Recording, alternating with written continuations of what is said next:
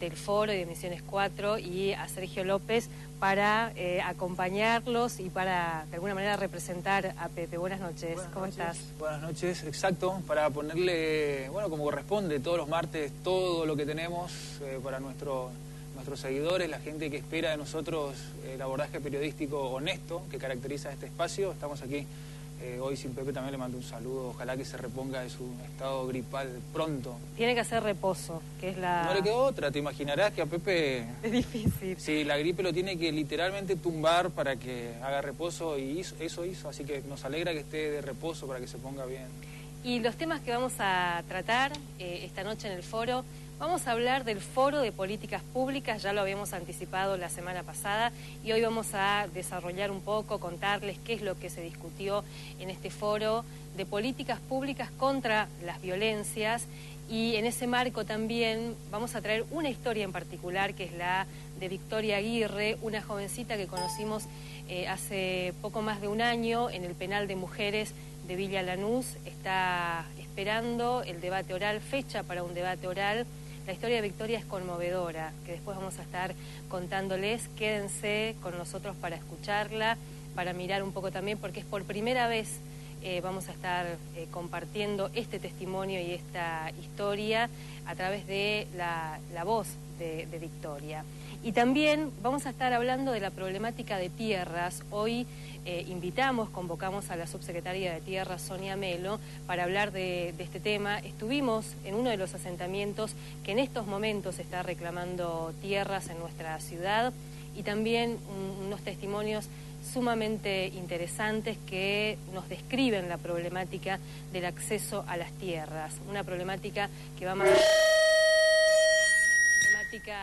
allá de la cuestión urbana o la rural solamente. Así que uno de los temas también. Y después estuvimos charlando con el embajador argentino en España, con Federico Ramón Puerta, y un extracto de esa charla vamos a compartir en uno de los bloques del foro. Y sobre el final vamos a meternos también en la situación del comercio en nuestra ciudad y las alternativas que se vienen discutiendo para mirar este momento tan difícil que se está viviendo también. Así que quédense con nosotros aquí en el foro, y ya empezamos hablando de uno de los primeros temas que tiene que ver con lo que dejó el Foro de Políticas Públicas que se desarrolló viernes y sábado en la legislatura. Está Muriel Arensburg con nosotros.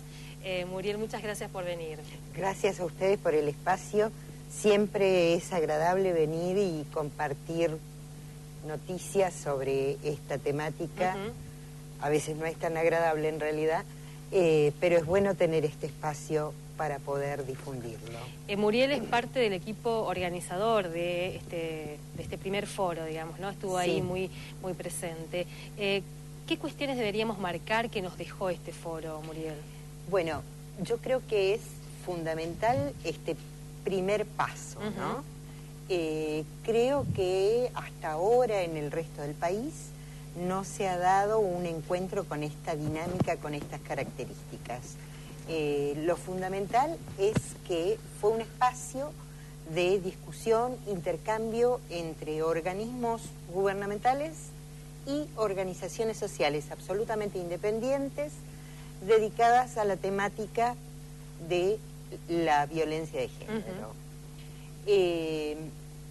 Entonces, por primera vez se ha dado la posibilidad de que a quienes están a cargo se les plantee cuáles son las falencias que encontramos desde las organizaciones sociales en el sistema de prevención, protección, erradicación, sanción de la violencia contra las mujeres. Esto implica, bueno, aparentemente hay una voluntad de escucha y de mejoramiento del sistema. Habría una postura que acepta críticas y que además tiene características autocríticas en algunos sectores, ¿no es cierto? Además, una cuestión interesante en este primer foro, si se quiere, ¿no? Porque las organizaciones que están trabajando en los distintos territorios con la problemática pudieron interpelar a los organismos que están, se supone, desde el Estado, desde las distintas áreas, para abordar la temática y la problemática. Efectivamente, y ocurrieron cosas realmente importantes, creo yo, ¿no? Por lo pronto, la dinámica que se utilizó fue la dinámica que se viene utilizando desde hace 30 años en los encuentros nacionales de mujeres. Es decir, el trabajo en comisiones, con un diálogo respetuoso, un intercambio, un debate coordinado, en este caso por representantes de las organizaciones sociales. Esto creemos que fue un gesto de buena voluntad y de aceptación, además, del mérito que tenemos las organizaciones en todo esto, ¿no? Es un reconocimiento del trabajo que venimos llevando adelante. Esto nos permitió en grupos donde trabajamos con los distintos organismos, con personal judicial, con personal policial, con personal de los ministerios dedicados al área mujer, familia, intercambiar, por un lado, el aporte de los organismos era plantear con qué recursos contaban, qué es lo que venían realizando, desde las organizaciones plantear, bueno, cuáles de esos recursos en realidad se ponían en práctica o no, plantear las falencias, los obstáculos que nos encontramos en los periplos burocráticos, ¿no? Desde las situaciones en donde pareciera que en los pueblos es bastante común, en los pueblos pequeños, por ejemplo, que, bueno, los policías son compinches de los agresores, ¿no? Entonces, cuando se va a la comisaría, no se realizan, no se elevan las denuncias. Se hace una exposición, se entregan copia a las mujeres y la denuncia desaparece. ¿Sí? Se va. Pero además apareció fuertemente, Muriel, esto de denunciamos. ¿Y después qué? ¿Qué tiene el Estado para ofrecerle a la víctima? Fue interesante, en uno de los grupos apareció esto, ¿no? De que desde el personal judicial y desde el personal policial, una frase: si tuviéramos que meter presos a todos los violentos, no habría espacio.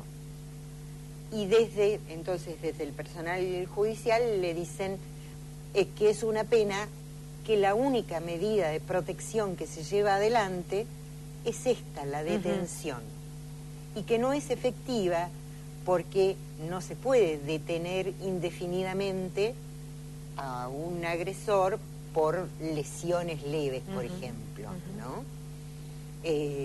La ley no lo permite. Tampoco resuelve el problema. No resuelve tampoco el problema. En algún momento va a salir, probablemente con más resentimiento, y en algún momento va a ejercer nuevamente la violencia. Entonces, no es una medida de real protección, ¿sí? Es una medida punitiva que resulta en realidad ineficaz. Entonces, bueno, desde las organizaciones creo que hemos tenido todas el acuerdo en poner el acento en las distintas medidas de prevención, ¿no es cierto?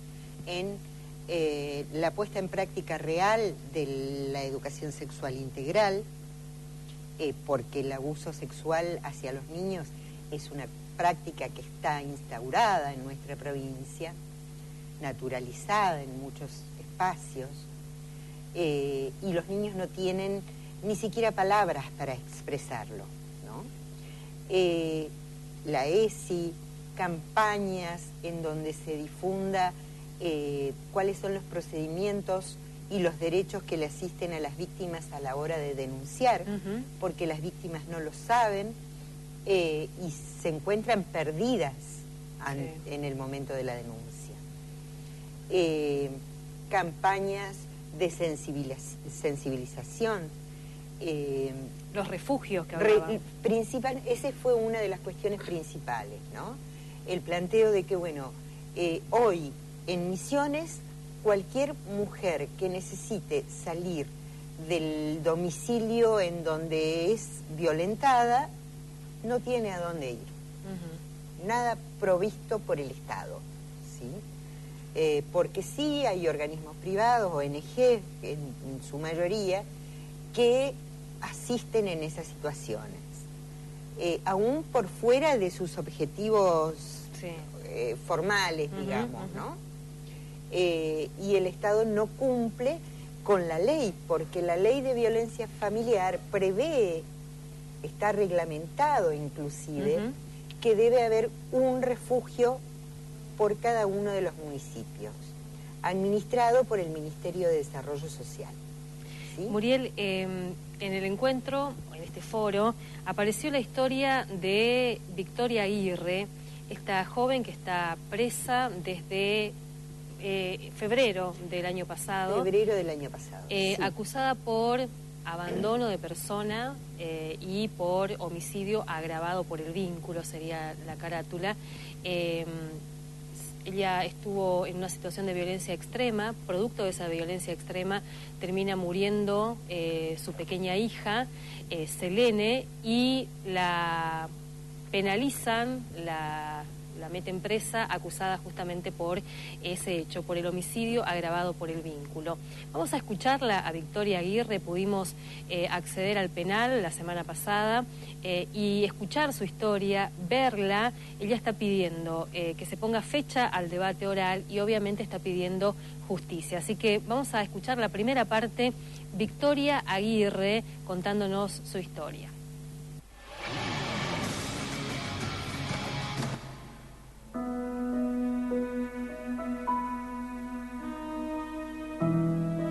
Como le conté, empezó el 21 de enero, empezamos a la noche en la arenera Simón. Él nos tenía en esos 8 días, él nos tuvo secuestrada, nos tuvo incomunicada con mi mamá, con mi papá, porque me rompió mi celular. Teníamos una computadora donde yo escribí varias cosas de lo que nos estaba pasando porque la arenera tenía wifi y no pude entrar esos días. Se ve que se había cambiado la contraseña. Él abusó de mí, o sea, me obligaba a que le practique distintas cosas sexuales, que si no le iba a pegar a mi hija, nos amenazaba con un arma, le quería hincar o le iba a golpear, le iba a tirar, le iba a matar. Esa era la amenaza de él. Cuando nos pegaba, más que nada le quería pegar a ella, yo por ahí me tiraba encima de ella para que, o sea, me ponía arriba para que no la agarre, le pegaba a él, pero era como que nada, como que no sentía. 2 veces me pegó en la nuca, que casi ya escuchaba lejos, ya no le escuchaba, o sea, como que yo no estaba y como que me fui, perdí la movilidad de mi cuerpo y volví a reaccionar a ella también. En 2 oportunidades de los golpes ella se queda lánguida, él se asusta y va corriendo a buscar agua para mojarle, para que reaccione. Y ese día, cuando nos lleva de la arenera a la casa, yo le digo a él que ella no respiraba, que parecía que ella estaba muerta, le había hecho los primeros auxilios, y él me dice, espera, vamos a ver qué hacemos, me dice, y se agarra la cabeza porque no sabía para dónde tirar. El 29, tipo 5 de la mañana era más o menos, yo lloraba y le decía que me lleve al hospital, gritaba, que me lleve, con la moto, aunque sea, que me lleve, que yo quería que le vean, porque si él decía que ella convulsionó, tenía que reaccionar, ¿no? Y le llevamos, él me deja en el hospital, se va. La doctora que le ve, él le dice, la pediatra me dice, ya no hay nada más que hacer. ¿Cómo que no? Le decía, si yo varias veces convulsionó, y ella no me decía nada más. Me dice que espere, él se había ido. Después le pedí a ella que le llame a mi familia, no le llamaba. Llegó él como que de vuelta no sé de dónde, apareció en la puerta, porque yo le mandé a buscar afuera por el guardia de ahí, me dice que no había nadie con ese nombre, que no había nadie con esa textura que le decía. Ahí la doctora me dice que no le podía llamar a mi mamá porque eso no era trabajo de ellos. Al rato llega toda la policía, él ya no estaba más ahí, él avisó a mi mamá que vaya al hospital. El día del velorio, que fue 3 días después porque mi papá autorizó una autopsia completa de ella. En el informe no aparece nada de la cintura hacia abajo, solo para arriba. Ahí se constata que ella sí tomaba su medicación porque tenía en su estómago. Y cuando llegué, porque tuve 20 minutos, 10 minutos con el... O sea, me llevaron 10 y 20. Cuando llegué, 10 minutos le vi en el cajón a ella antes de cerrar. Y ahí mi mamá me muestra su cabecita que en esta parte sí la había golpeado, que le golpeó fuerte con un objeto contundente y que le provocó un derrame interno que le da un cardiorrespiratorio, un paro cardiorrespiratorio. Ese fue el deceso de ella, que me enteré ese día cuando me llevaron al velorio. Muchas veces, como quien dice, no, me pongo a pensar y digo, y bueno, si me tengo que quedar, lo único que quiero es que mi mamá y mi papá estén bien y que no me dejen sola acá, que ellos puedan seguir viniendo. Y son mi único motor de vida, ¿entendés? Yo ya perdí a mi hija, que era el centro de mi vida, que era por quien hacía todas las cosas, y bueno, ahora que me quedan ellos dos para seguir adelante, además.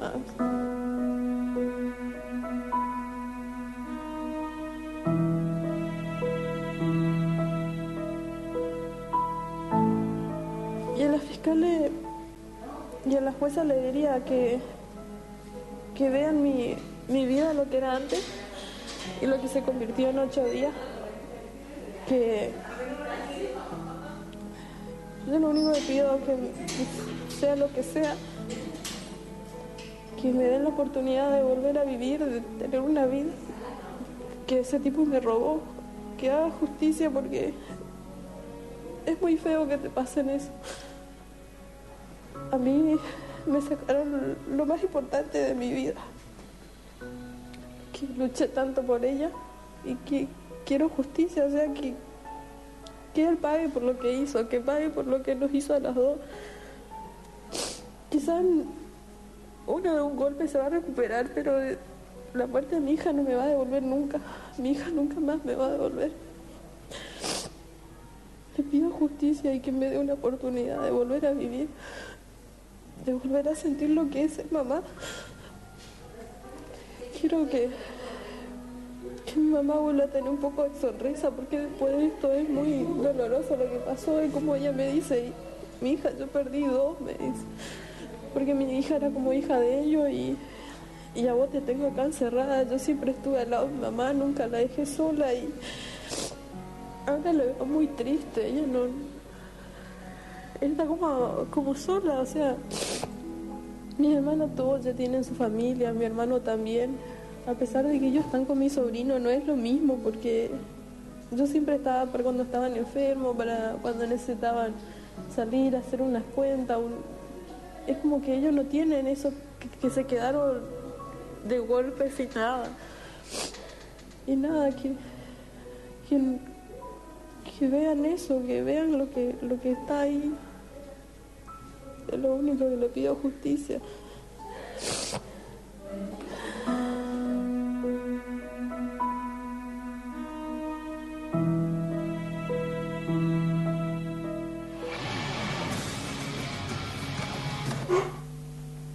Bueno, ella es Victoria Aguirre, esta jovencita Muriel que conocíamos en febrero, como decíamos hace un ratito, del año pasado, y que cuando contamos su historia por primera vez pensamos que era casi inminente su liberación. Efectivamente, sí. Y eso no pasó, hay que... No. es terrible cómo actúa la justicia en este tipo de casos con la cuestión de la prisión preventiva, ¿no? O sea, la prisión preventiva se establece previo al proceso,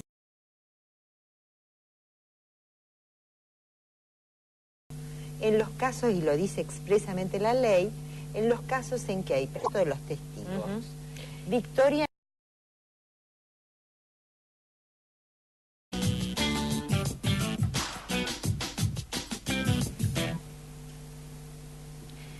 Seguimos en el foro, segundo bloque, para hablar de otra problemática de fondo, si se quiere, en la provincia, que tiene que ver con el acceso, la tenencia de tierras, no solamente de tierras rurales, que tal vez suele ser la problemática más conocida, sino este fenómeno que se viene dando y desde hace mucho tiempo, que es el acceso a las tierras urbanas y allí el derecho a la vivienda. Está con nosotros la subsecretaria de Tierras, Sonia Melo. Muchas gracias por venir para hablar un poco de este tema, ¿no? Buenas noches y gracias por la invitación. En unas semanas hemos tenido en Posadas en particular varias ocupaciones, la visibilización de una problemática que es muy compleja, digamos, ¿no? ¿Cómo lo ven ustedes desde la subsecretaría? Sí, lo que te decía fuera de cámara, ¿no? Por ahí Posadas se visualiza más.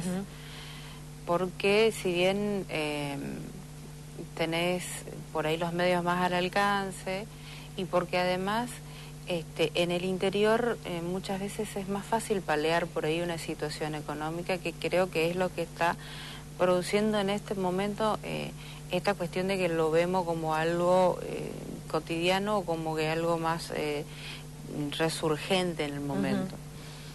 Y tiene que ver con la situación económica con la que están viviendo nuestras familias últimamente, aquellas parejas jóvenes que por ahí se independizaron, que fueron, que lograron alquilar una casa, que iniciaron su vida de manera independiente. Hoy por hoy te encontrás con que, bueno, o trabajaba en un taller o trabajaba en un mercado y hoy está sin trabajo. Y pues decía, en el interior paleás por ahí un poco más la situación de decir, bueno, el negocio al que me alquila 2 o 3 meses me aguanta, o me reorganizo por ahí con un familiar. En cambio en Posada no, pagaste el alquiler, un mes te puede aguantar y después te ejecuta y te tenés que sí o sí desalojar. Eso por un lado. Además, nosotros por ahí ya lo vivimos esto. El éxodo del interior hacia Posadas, buscando en la concepción de que si te venís a la ciudad tenés mayores condiciones de trabajo, mayores condiciones de conseguir... Además acceso a infraestructura mínima. Exactamente. Y no es tan así, o sea, bueno, vos en tu pueblo caminás 2, 3, 4, 5, 10 cuadras, te vas bien, ¿viste? Sin embargo, acá sí o sí tenés que pagar transporte, tenés otros servicios, si bien tenés todos los servicios al alcance de la mano, pero tenés mucho más costo, es mayor el costo de vida, ¿no? Hoy estuvimos en un asentamiento ahí en el barrio Néstor Kirchner. Lamentablemente no pudimos llegar a tiempo para editar ese material, así que le vamos a decir a los vecinos que estaban esperando ver justamente esa entrevista, que lo vamos a ir pasando seguramente ya sea en el Facebook nuestro o en otros tramos de la programación. Pero allí aparecía esto que usted plantea, el proceso de migración interna que se da, familias que ya no pueden sostenerse en las chacras porque no hay trabajo, nos decía, además no hay posibilidades de acceso ni a la educación, ni en muchos casos también las dificultades para la salud, entonces se vienen, y en ese asentamiento veíamos esa situación, los alquileres, como decía usted también, y esta necesidad de que haya un espacio para discutir la problemática. Sí. Por ahí el acceso a la educación y a la salud, no sé si es tanto el condimento, porque si vos recorres la provincia, tenés garantizado en la gran mayoría del territorio una escuela primaria, una escuela secundaria, un CAPS, una salita de primeros auxilios. Lo que sí es el componente económico. El trabajo. Sí, ayer nomás, fíjate. Llegué a mi casa, estaba toda contracturada, bueno, lo que los médicos te dicen que no te da automedicarte. Bueno, me voy a comprar un medicamento que hace un mes atrás pagaba 200 pesos, ayer me salió 560 pesos. Eso te pones a pensar en una familia con 2, 3, 4, 5 chicos, ¿viste?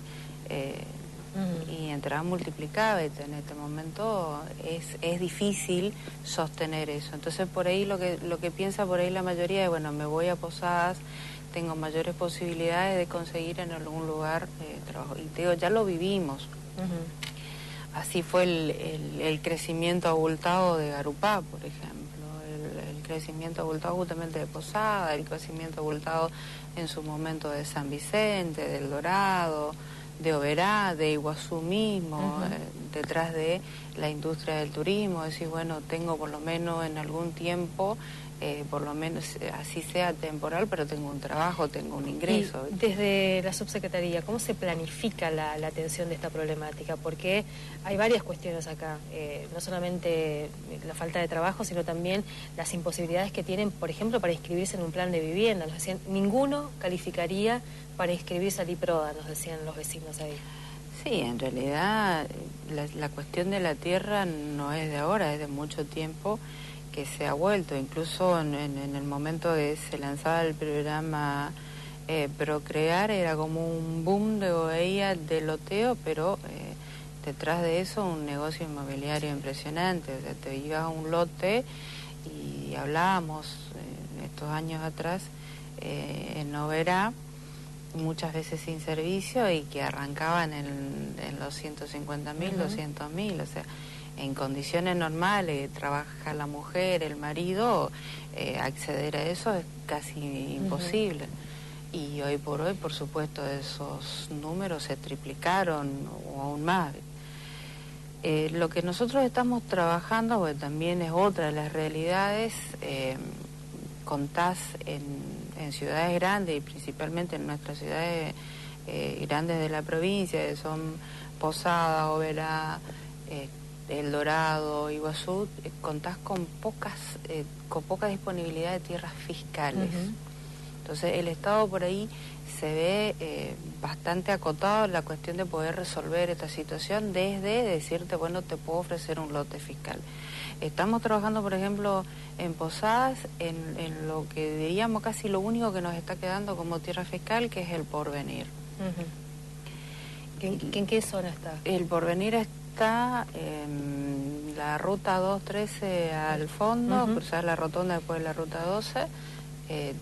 Bueno, ahí estuvimos trabajando, que fue uno de los primeros trabajos que empezamos con el área de legal y técnica de la subsecretaría, un área creada este año, con un relevamiento exhaustivo de todas las familias. Se elaboró desde la subsecretaría una herramienta para el relevamiento socioeconómico de la familia, donde incluimos además los ítems con respecto a la tierra. Vos te vas hoy y te encontrás en una manzana con 5 familias. Mañana fuiste a hacer el relevamiento, son 7. Pasado te fuiste, son 10. O sea, es impresionante la manera en cómo va creciendo la ocupación. Y vos le decís, bueno, ¿de dónde venís? Y antes vivía con mi mamá.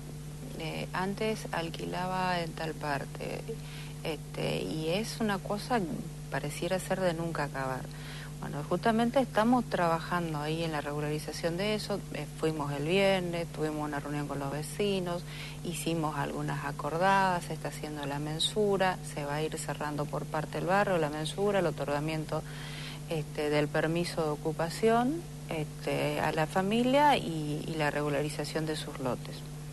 Incluso ese loteo, cuando salió en el año 2005, salió justamente para oleros y con esa finalidad productiva. Hoy por hoy te vas y ya no tenés únicamente eso. Tener la familia que está viviendo en el mismo lote donde produce el ladrillo y tiene una tarea ahí al lado, que son pozos semejantes con agua contaminada. Todas esas cosas las estamos trabajando, estamos trabajando desde la subsecretaría con el acompañamiento de la municipalidad. Y lo que sí, por supuesto, es que tenemos que trabajar con la tierra. Nosotros, por ejemplo, en Posadas, en la ruta 213, al fondo, cruzar la rotonda después de la ruta 12, cruzar la rotonda después de la ruta 12. Bueno, ahí estuvimos trabajando Te decía, por ahí Posada se visualiza un poco más, pero es una realidad similar en la provincia. Entonces, estamos hablando acá siempre de tierras urbanas todavía. Falta ese otro gran escenario que son las tierras rurales o las indígenas también, ¿no? Sí, pero no sé si se da este fenómeno en las rurales. Bueno, y con respecto a esto, nosotros este jueves nos estamos reuniendo Ministerio de Derechos Humanos, Ministerio de Desarrollo Social, el Ministerio de Ecología, que somos nosotros, Ministerio de Gobierno, Jefatura de Gabinete, porque veníamos trabajando desde el principio de la subsecretaría en la elaboración de un protocolo de abordaje común para estas situaciones, cómo bajar todas las patas que tenemos que estar en el territorio con un mismo criterio y no superponer acciones y sí que una complemente a la otra. Qué interesante eso, porque pedíamos en el desalojo del Saimán, teniendo en cuenta la complejidad de todo ese escenario y de la problemática, que fue la policía, digamos, la que llegó con todo lo que eso significó, y tal vez estas áreas que pueden tener otra incidencia, otro tipo de abordaje, no estuvieron, digamos, ¿no? Sí, pero ahí se dio una situación muy particular. El Saimán hacía poquito que se había regularizado, todo eso se le había otorgado a los mismos trabajadores, o sea, cada caso tiene su particularidad. Por eso lo que queremos es un protocolo común para saber cómo actuar, cómo llegar y tener criterios comunes y por supuesto la colaboración en todos lados. Te diré que, por ejemplo, hace poco, a principio de año, teníamos una situación similar en el municipio de Puerto Esperanza, donde ya teníamos ahí en puerta que nos desayunábamos un desalojo. Bueno, logramos desde la subsecretaría, el Ministerio de Gobierno, Vicegobernación, suspender ese desalojo y conseguimos tiempo para empezar una mesa de diálogo. La mesa de diálogo está, nos hemos reunido con los propietarios, hemos trabajado con la familia y hoy por hoy estamos, te diría que a un paso de una solución de eso. Y de eso resalto esto porque la predisposición justamente que tuvimos de la justicia, porque también la justicia tiene un mandato y está ahí entre si lo cumplo o no lo cumplo, lo mismo que la policía. Si un juez te dice tenés que desalojar, cómo actúa. Y que nos dijeron, bueno, nosotros queremos involucrarnos en el proceso de la resolución. Se vio acá también en Posadas, con la chacra 252, donde nosotros aportamos ahí el personal técnico para que vaya a hacer un primer relevamiento, no solo de la familia, sino también georreferenciado del lugar, y le acercamos eso a la jueza que actuaba en esta situación para entre todos llegar a una solución con los legisladores provinciales que estuvieron presentes, con la municipalidad, con la subsecretaría de tierra, o sea, con los actores que podíamos, el Ministerio de Derechos Humanos, todo, trabajando desde una mirada integral, o sea, un abordaje integral de la situación, ¿no? Y que es justamente lo que queremos hacer con esto de armar un protocolo y dejar establecido y que sepamos cada uno de los ministerios cómo intervenir en el momento y debido a la situación, que no todas son iguales, no todas tienen el mismo componente, no todas tienen la misma necesidad, no todas tienen por ahí la misma urgencia, o sea, son situaciones... Decíamos, hay un asentamiento ahora, una ocupación ahí en el barrio Néstor Kirchner. ¿Ustedes tienen contacto, van a tener contacto con Nosotros ellos? Mañana estamos yendo al barrio Néstor Kirchner, justamente porque queremos ver bien. Nosotros habíamos hablado antes con esta familia, cuando estaban en otra situación. En el momento que habíamos hablado nos solicitaban justamente viviendas. Bueno, tenemos una propuesta que es la que justamente queremos, además también trabajarla este jueves, que necesitamos esa intervención de todos los organismos para poder solucionar. O sea, porque como te decía, Posadas, si le entras a medir los milímetros y no tenés tierras fiscales. Nosotros sacamos el programa Mi Título, que el programa nos permite trabajar libremente en todo lo que es las tierras fiscales, o sea, porque tenés distintas situaciones en tierras fiscales, y que es lo que estamos trabajando. Hemos entregado ya 700 títulos en lo que va del año.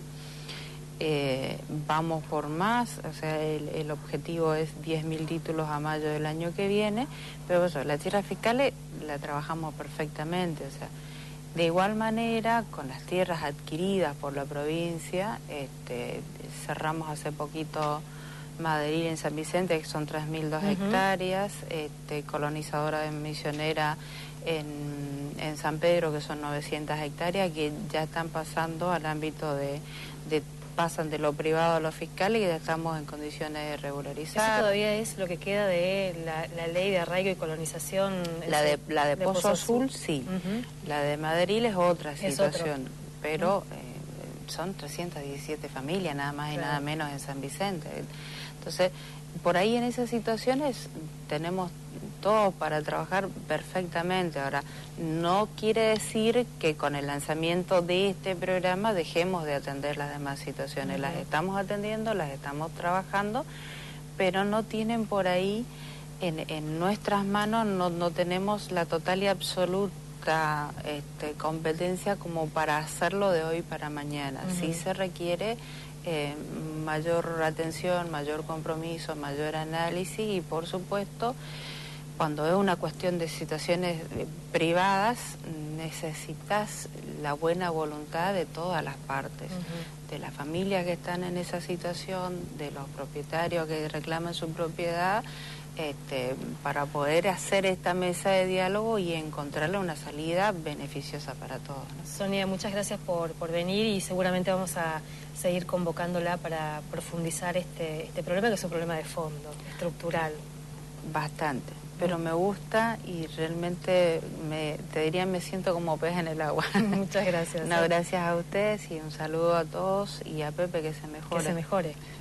Sonia Melo, subsecretaria de Tierras, con nosotros. Cuando volvamos, después de la pausa, vamos a estar compartiendo una entrevista que le realizáramos la semana pasada a el actual embajador argentino en España, el ingeniero Federico Ramón Puerta.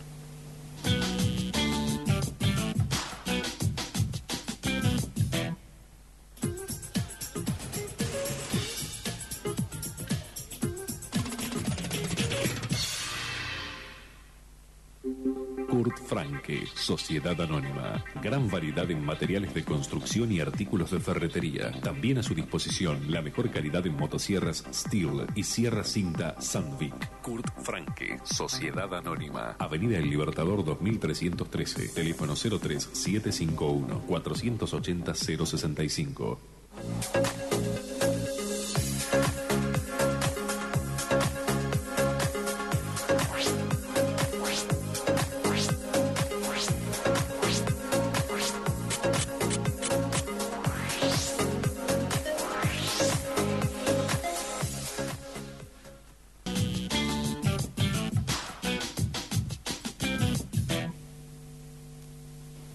Seguimos en el foro. En este bloque vamos a compartir una entrevista que realizáramos la semana pasada, fines de la semana pasada, con el actual embajador argentino en España, con el ingeniero Federico Ramón Puerta. Fue una extensa charla, de ahí extrajimos unos minutos. Hablamos de varias cuestiones. En principio, de esta relación de el Estado y el gobierno argentino con el Estado y el gobierno español, este momento de la relación, un poco también indagando en cuáles son los intereses que tiene tanto Argentina como España en este vínculo y en esta relación, pasando por la situación del peronismo, pasando por este contexto particular que se vive en Europa con estos atentados terroristas y esta forma que ha tomado el terrorismo en ese continente en particular. Y después también mirando la cuestión provincial, algunas cuestiones vinculadas a la problemática yerbatera, por ejemplo, y lo que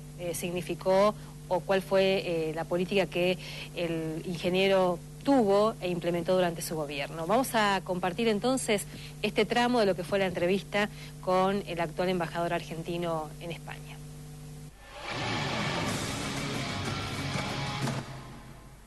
En principio nos gustaría que nos cuente, que nos describa cómo encontró la relación de nuestro país con España cuando usted asume y cómo está hoy. En realidad yo llego a España en los últimos días de marzo. Ya el gobierno que asumió el 10 de diciembre, que encabeza el ingeniero Macri, llevaba 4 meses. En esos 4 meses el mundo vio otra orientación. En política exterior, Argentina salió de un viejo fracaso, el del kirchnerismo, que fueron más de 10 años de peleas ininterrumpidas con prácticamente todos los países, a excepción de Venezuela. Yo siempre digo, el Guinness se lo van a dar a los kirchneristas por haber conseguido una hipótesis de conflicto con Uruguay.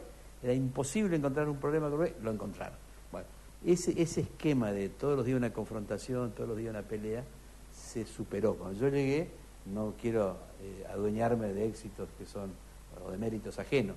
La política exterior argentina ya brillaba por ser distinta. Y brillaba por ser normal. Lo otro no era normal.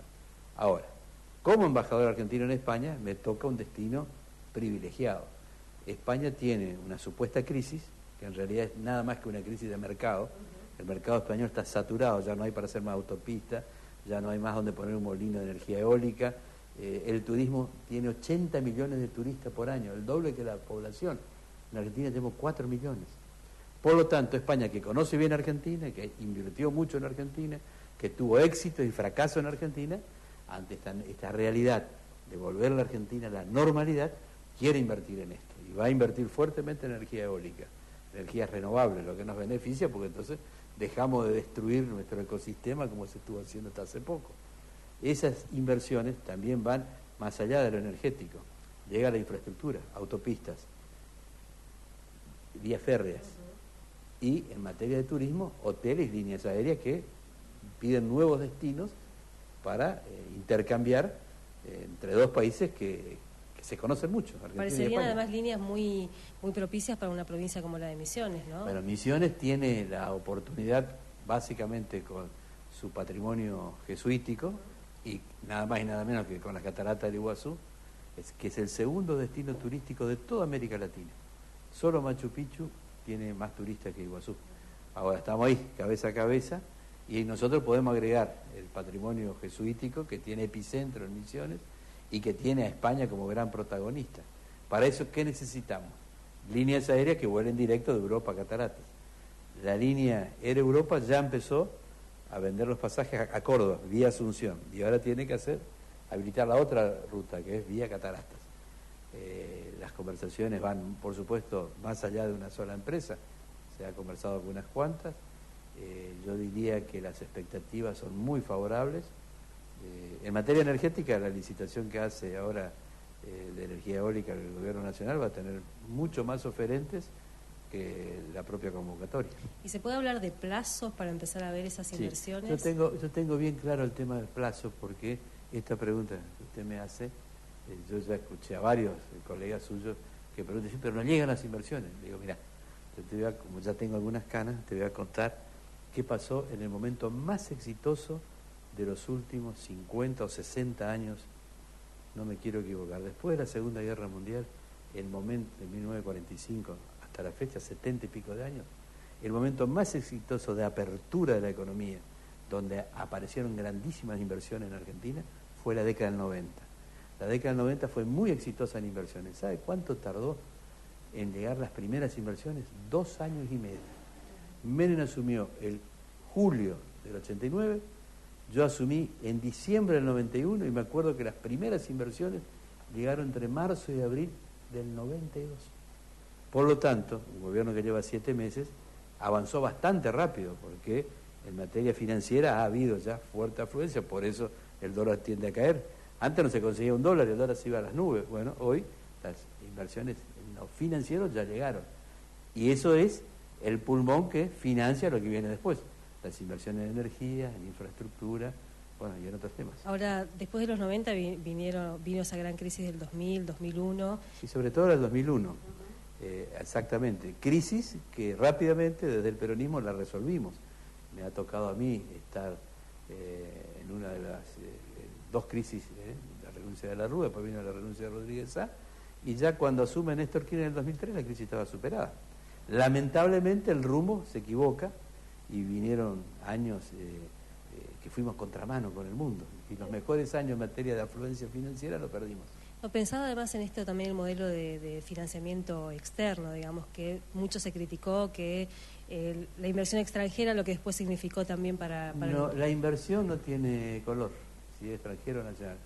La inversión es fundamental para generar trabajo. Para generar trabajo tiene que haber inversión. No se genera trabajo sin inversión, salvo ñoquis. Bueno, el kirchnerismo metió 2 millones de ñoquis. Ahora, ¿cómo sostenés a los ñoquis? ¿Cómo le haces trabajar a los ñoquis? ¿Cómo los sostenés económicamente? Con el esfuerzo de los otros. Bueno, eso no es justo. Entonces, el único puesto genuino es el que viene a través de una inversión. Si es nacional, si es provincial, si es municipal o si es internacional, no interesa. Lo que interesa es que se haga la inversión.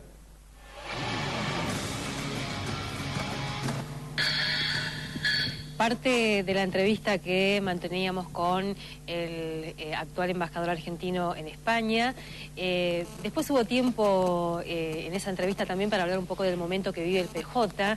En algún tramo nos planteaba que uno de los objetivos justamente es recuperar el peronismo y no el PJ, que el PJ está muy ligado al kirchnerismo, decía Puerta, y entre otras cuestiones planteaba esto, la necesidad de recuperar el partido y ponerlo como herramienta, justamente, ¿no? Y compartíamos unas imágenes con él, por ejemplo, esto de que en la casa del Partido Justicialista ahora hay una feria franca, ¿no? Una feria, y decía, en eso un poco también se convirtió el partido. Así que queríamos compartir este tramo de la entrevista y ya vamos a sumar a Sergio López porque vamos a ir hablando un poco de la situación de la provincia, en este caso de la ciudad, en relación al comercio.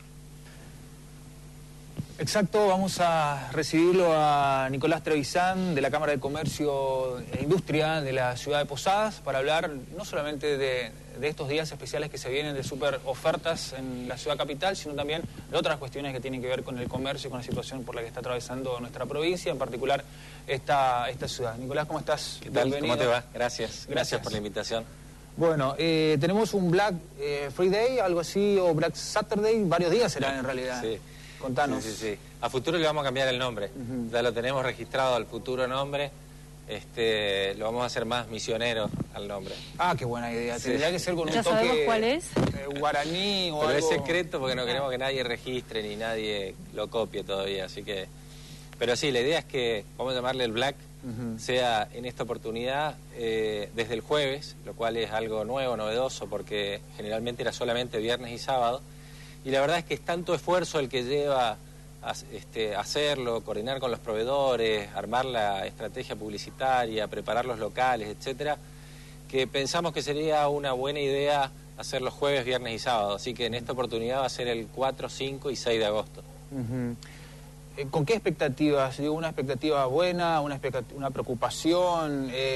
¿Cómo se sienten para dentro de la organización con respecto a Sí, la verdad es días? que es una mezcla de todo eso. En la situación crítica de la ciudad y del comercio, en el cual el Black Friday viene, en algunos casos, a ayudar a la situación y en otros casos a terminar de definir algunas situaciones. ¿Es verdad que algunos están esperando a hacer un dinero y luego cerrar? ¿Es cierto eso? Hemos escuchado un par de comercios que han manifestado eso. No creo que sea el evento específico la oportunidad de hacerlo. Pero bueno, la verdad es que el evento de alguna manera siempre trajo una brisa cálida te diría que al comercio en general. Así que yo creo que siempre es una buena oportunidad para el comercio y para los consumidores de poder ambos hacer buenos negocios. Así que me parece que enhorabuena llega, creo que hay mucha expectativa, las ofertas van a ser más grandes que en otras oportunidades, producto de la crisis. Así que, bien, se sumando más bancos. Por primera vez va a participar el Banco Nación. El Banco Macro ya nos venía apoyando desde la primera edición, sumado al Credicop y al HSBC. Así que la verdad es que es un evento que viene creciendo mucho y te diría que es el más grande del país en este sentido. Fue el primero y es el único que ha tenido tanta fuerza y tanta sinergia en general de todos los sectores, no solamente del sector comercial, sino también del sector turístico, gastronómico. Así que bienvenido sea, creo que es un evento de los posadeños que hay que cuidarlo mucho y tratar de que sea lo más grande posible y que genere los mejores negocios para todos los que participan. ¿Cuán grave es la situación del comercio posadeño? Muy grave. Tan grave que te diría que por lo menos es más grave que la década de los 90, por ejemplo. Por varias razones, es decir, es muy grave porque hoy nos agarra en una situación en la cual la Encarnación está mucho mejor preparado que hace 20, 30 años atrás. Han mejorado mucho su oferta de locales, hay mucha cantidad de comercios. No es la misma Villa Encarnación en la cual había muchos tolderías en la zona baja con calles de tierra y uno iba a comprar una camiseta Herin o una caja de garotos. Ahora la oferta que tienen es una oferta importante y por eso la competencia que tenemos es una competencia muy dura y una competencia desigual. Así que bueno, nosotros estamos por todos los medios posibles tratando de pedir tanto a nivel provincial como nacional medidas urgentes que ayuden a paliar esta situación y tratar de impedir un poco que sigan cerrando locales. ¿Qué se puede hacer, por ejemplo, para mejorar esta situación? Porque parecería ser que lo que se pide es imposible, es decir, tampoco es una situación desde hace una semana, ya hace un montón de meses que estamos ya en agosto y no se logra resolver, el problema se profundiza. ¿Es muy difícil solucionar la situación? No, no es difícil. Hay asimetrías impositivas muy grandes entre Argentina y Paraguay. Ese es el principal problema. Es el principal problema. Lo tributario, sí, los impuestos que pagan los argentinos. Sí, sí, sí. Provinciales, nacionales, municipales, laborales. Es decir, la carga, el costo argentino es mucho más grande que el costo de Paraguay. Con la nueva ley PYME que se ha votado hace poco en el Congreso, se le ha agregado un artículo, el artículo 10, que faculta al Ejecutivo Nacional a que pueda, sin necesidad de ir a través del Congreso, a llevar adelante algún tipo de exención impositiva cuando lo considere necesario en provincias de frontera, tal cual el caso de Misiones, ¿no? Nosotros queremos que a través de esa ley y de ese artículo específicamente, el Ejecutivo Nacional, en conjunto con el provincial y municipal, de alguna manera desarrollen algún tipo de plan de acción de exención impositiva, de zona franca aduanera, de cómo se llame, que ayude a que Misiones, que es una provincia única, ninguna otra provincia del país tiene las características de tener el 90% de su frontera con otros dos países, tenga un tratamiento impositivo específico que nos permita poder competir especialmente con Paraguay, pero también con Brasil. Si bien la Argentina también está discutiendo en este momento, a nivel nacional, el Congreso, una nueva ley tributaria que seguramente va a rever la situación nacional, provincial y de los municipios. Pero Argentina recauda, a pesar de que la presión fiscal es importante, tal vez la más importante de la Argentina de toda la región, pero de todos modos hay un déficit fiscal. Seguimos recaudando menos de lo que gastamos. Sí. ¿A ustedes les parece que el gobierno puede llegar a bajar impuestos? A mí me parece que es como que llegamos a un momento en el cual el cúmulo de impuestos es tan alto que de alguna manera incentiva el desarrollo del comercio informal, el desarrollo de actividades en la informalidad. Y que si la Argentina no se pone más competitiva en términos mundiales, le va a costar mucho competir. Y todos los países del mundo en general necesitan ser competitivos para poder vender los productos que desarrollan y tener una balanza comercial positiva y que ingrese más dinero del que egresa. Así que yo creo que no le queda alternativa a la Argentina como país. Y en ese sentido, Misiones también tiene que ayornarse y ver de qué manera mejora la logística también, la cuestión de los puertos, el acceso a los mercados más grandes. Creo que en general estamos en una época en la cual la competencia está globalizada a través de Internet de una manera que jamás imaginamos y que hoy comprar en cualquier lugar del mundo a través de Internet es factible. Entonces, si la Argentina no se pone a tiro con esa competencia, vamos a terminar siendo prácticamente mercados irrisorios en los cuales va a haber solamente administración pública y los comercios que sean fundamentales para el desarrollo del día a día de la ciudad. Así que eso es lo que no queremos. El sector privado de Misiones moviliza miles de puestos de trabajo y creemos de que se puede evitar la situación, que tenemos que estar muy unidos en todos los sectores, tanto privado como público, Y el reclamo tiene que ser un reclamo fuerte de todos los misioneros, porque si le va mal al sector privado, le va a ir mal en general a toda la sociedad. O sea, acá nadie se salva solo. Y en ese sentido es importante aunar esfuerzos. Yo quiero sumar una pregunta. Alicia, sí. Usted hablaba de que Encarnación planificó de alguna manera este escenario, está en mejores condiciones que la década del 90.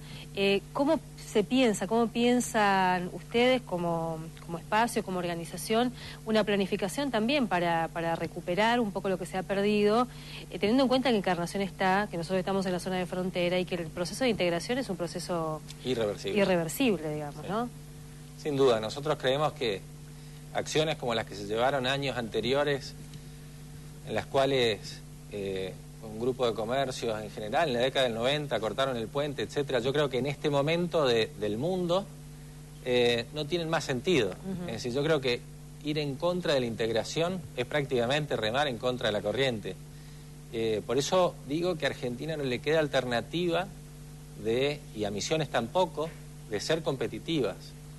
Y ser competitivo implica un montón de cuestiones que tienen que ver con mejores costos, mejor capacitación, mejor tecnología, menores impuestos, mejores sistemas de logística. Es decir, la Argentina necesita poder competir y nosotros ni hablar, porque estamos en una zona de frontera en la cual estamos mucho más expuestos que el resto del país. Además, consumidores y usuarios en una situación de crisis también, porque no solamente la cuestión asimétrica, sino que en estos 6 meses un poco también ahí se siente claramente el problema, digamos, ¿no? Sí, sin duda. Nosotros entendemos muchísimo a la gente que va a Paraguay a comprar por necesidad, porque no le alcanza el salario. Nos parece que nuestro reclamo no va por ese lado, nuestro reclamo y el reclamo en general del comercio y la industria y la producción tiene que ir por el lado de que tengamos condiciones que nos permitan competir de igual a igual y que le podamos ofrecer a los consumidores lo mismo que buscan en otros mercados, o mejor si es posible. Yo creo que ese es el camino que tiene que buscar Misiones, ese es el camino que necesita encontrar Posadas, Iguazú también, y sobre todo los que estamos más expuestos en este comercio en el cual las aduanas te diría que están de alguna manera también muy vulnerables. La situación, ustedes verán con los tours de compra, son miles y miles de personas las que compran todos los días, 40.000 personas por día pasan el puente, o sea que controlar ese volumen de operaciones es realmente una tarea titánica y creemos que no es la solución más control, creemos que la solución es el control que está, que se cumpla y que nos permitan competir de igual a igual. Ahora, ya se reunieron con todos. Sí. ¿No? Ya hablaron con toda la gente con la que tenían que hablar, las autoridades provinciales, también los legisladores nacionales. ¿Qué expectativas tienen? ¿Van a esperar a que se reglamente esta ley de pymes? ¿O cómo piensan avanzar? Digo, si ya conversaron con toda la gente que se podía conversar. Nosotros, bueno, no podemos claudicar en esto. Es decir, por más de que no nos den bolilla y que por más de que no estemos logrando medidas inmediatas, tenemos, diría que el reloj de arena corriendo en el cual cada día que pasa es cada día que cierra un local. O sea que la verdad es que no vamos a bajar los brazos por más de que nos pasemos 365 días más sin respuesta. Hoy hubo una reunión. Hoy hubo una reunión. No por parte de la Cámara de Comercio, eso se entendió, digamos, no era una organización institucional, de comercios autoconvocados, una cosa así. ¿Participaste? Sí, participé como comerciante. Es la segunda reunión que se hace en el cual un grupo de comercios está sumamente preocupado y tratando de ver cómo puede colaborar a cualquiera de las acciones que se lleven adelante para que de alguna manera seamos escuchados, pero te repito, siempre trabajando todos juntos, ¿no? O sea, acá, por lo menos mi visión personal de esto es que en esta tenemos que estar todos los misioneros muy juntos, tratando de que de alguna manera el Estado Nacional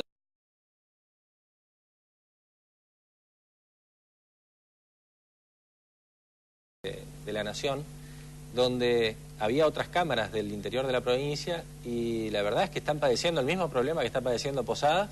Lo que pasa es que acá hacemos más ruido por ahí que en el interior de la provincia, o hay más medios que difunden lo que hacemos.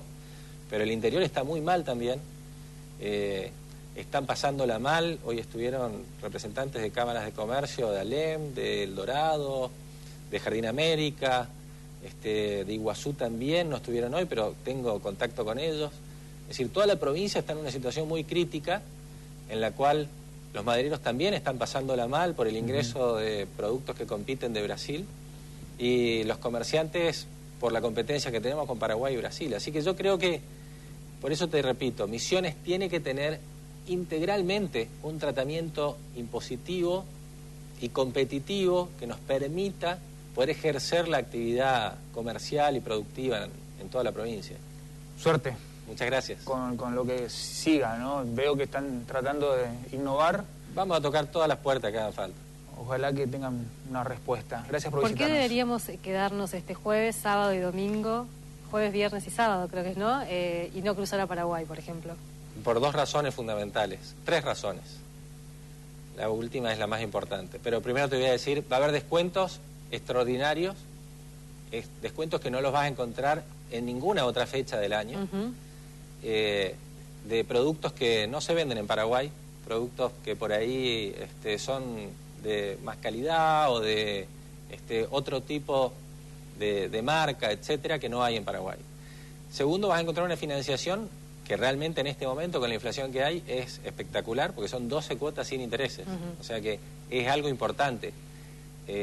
Y tercero, porque somos posadeños. Y si no apoyamos todos en conjunto el sostenimiento del empleo, sobre todo, después la vamos a sufrir todos a esto. Es decir, la inseguridad, todos los problemas que conllevan a un gran nivel de desempleo, los vamos a padecer todos, no importa si dependés o no dependés del comercio.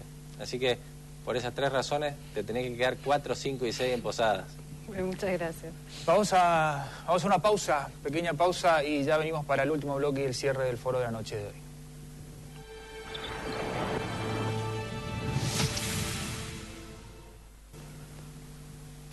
Último tramo ya del foro de esta noche, como para cerrar un poco, Sergio, lo que hemos visto y abordado en esta noche intensa de nuevo siempre, ¿no? Sí, cuántos temas profundos que requieren de un compromiso de todos, ¿no? La violencia, que es algo que nos lleva tan hacia adentro y tan hacia atrás, y tan hacia la juventud, y tan hacia la infancia, y tan hacia la escuela, y tan entre casa, donde aprendemos a ser violentos o donde aprendemos a ser pacíficos. Y además las demandas que van apareciendo y que se van haciendo visibles, interesante lo que dejó este foro de políticas públicas, porque es justamente esto, ¿no? Demandarle al Estado políticas públicas que pueda atender esta problemática desde la prevención, estamos hablando de las violencias de género, que creo que no lo decíamos con Muriel, pero me parece interesante remarcarlo, apareció fuertemente también en este foro la situación de pobreza. Si uno busca estructuralmente condiciones de violencia o condiciones generadoras de violencia, y la pobreza extrema, la indigencia, porque ahí encontramos todas las formas de las violencias, no solamente la física contra las mujeres, sino la falta de acceso a una vivienda digna, a condiciones mínimas de vida, ¿no? Y lo que también apareció fuertemente allí, además de esta historia de Victoria Aguirre que compartíamos, es el reclamo de las promotoras de salud y las promotoras de género, las conocemos como Progen, que en el caso de las chicas del Progen están trabajando sin cobrar desde hace prácticamente 6 meses, y son las que intervienen en situaciones de violencia, de emergencia. Y las promotoras de salud, que ya compartíamos aquí el reclamo, que están pidiendo ser reconocidas como trabajadoras del Estado. Así que también como para marcar esto, ¿no? ¿Y qué historia problemática está la nuestra, la de los misioneros en la tierra? Sí. ¿Qué vamos a hacer, Alicia, con el problema de tierra que tenemos en Misiones? Porque la escucho a una subsecretaria decir, no tenemos más tierras fiscales, ¿no? O el Estado ya no sabe para dónde mirar. Es decir, nuestras tierras están en manos privadas, ¿y cómo vamos a resolver esto? Yo no sé de qué modo, ¿no? No encuentro tampoco un plan ni un proyecto en el gobierno provincial. Para eso se supone que están los distintos funcionarios, algunos representantes nuestros que los hemos elegido para discutir, para pensar esta situación que también es estructural, es histórica, la problemática de tierras en Misiones, Pero lo que está estallando ahora, que es la situación más urgente, me parece que requiere una intervención también urgente, pero de manera interdisciplinaria. Insisto, la policía no va a resolver este problema, ni los desalojos, ni mucho menos, así que me parece que es parte de lo que estamos demandándole al Estado. Es más, se generan otros problemas casi innecesarios, ¿no? Después de pronto estamos hablando de otros problemas que no existían antes de acudir a la solución. Pero hay municipios que están buscando alternativas. San Vicente es uno de los municipios que por estos días está en su Consejo Deliberante la discusión por la compra de una tierra ya privada, ocupada por familias muy necesitadas ya desde hace un par de años y se encuentran en esa discusión. Los municipios comienzan también a ver el modo, a pesar de los escasos recursos o las escasas formas que tiene un municipio, más del interior, un municipio, de resolver este tipo de problemas que son problemas complejos y grandes. La problemática está, hay que hacerse cargo, hay que ir, por ejemplo, esto que nos decía Sonia Melo, de ir al asentamiento a escuchar a las familias y las demandas, es un paso interesante. Así que, Sergio, nos vamos. Nos vamos. Y por último quiero decir que interesante lo que decía Trevisan de ser patriota, ¿no? De tener la camiseta de su ciudad. Yo cuando él dijo los 3 puntos, el último más importante, me imaginé que tenía que ver con el patriotismo, ¿no? Pero hasta dónde uno puede, ¿no? Ser patriota o tener la camiseta de su ciudad cuando no te está alcanzando para la subsistencia. Es profunda la discusión que nos tenemos que dar y me parece también muy grave es decir, interesante y grave a la vez, esto de los comerciantes autoconvocados. No logro entender la necesidad de que se reúnan por fuera de las instituciones que ya existen. Dice algo eso, ¿no? Me parece que sí. No logro de todos modos hacer una lectura, no entiendo, no logro interpretar, pero ojalá que tengan suerte por parte del gobierno provincial, ya lo hemos hablado en varias ocasiones. El propio Rovira dijo ya, ¿no? Cuando se le preguntó en una de las conferencias de prensa que dio este año, la política tributaria de la provincia de Misiones es como uno de los mimados, es uno de los hijos mimados del gobierno renovador, no se va a tocar, por lo que, y a nivel nacional también lo veo muy difícil, y a nivel municipal también, no lo encuentro, no sé de qué modo, ¿no? Pero seguramente en la discusión y en la buena voluntad se va a encontrar un camino. Nos vamos, el saludo a Pepe, que esperemos se recupere prontamente, así ya el martes que viene está con nosotros. Y estuvimos aquí intentando representarla, intentando justamente poder acompañarlos en este tramito, y nos encontramos nuevamente el martes a las 21 aquí por Misiones 4.